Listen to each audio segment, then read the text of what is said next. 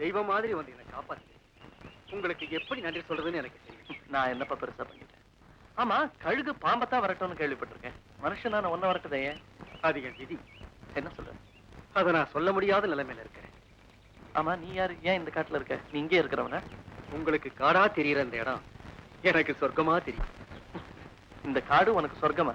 ஆமா, ஒரு ஆணுக்கு சொர்க்கம் அவன் காதலி இருக்கிறம் தானே. என் காதலி இங்கதான் இருக்கு. அவளை தேடித்தான் வந்தேன். ஆமா, நீங்க? நான் பாம்புகளை பத்தி ஆராய்ச்சி பண்றேன். ஆராய்ச்சியா?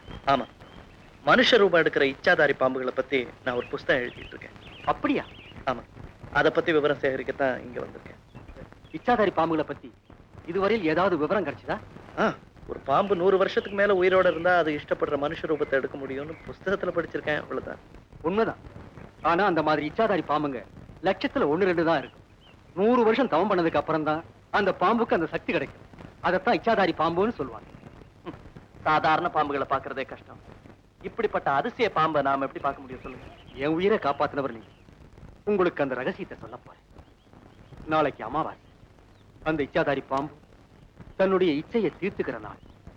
காதலனும் காதலியுமா இருந்த அவங்க கணவனும் மனைவியுமா ஆக போறாங்க. உண்மையாவா? ஆமா.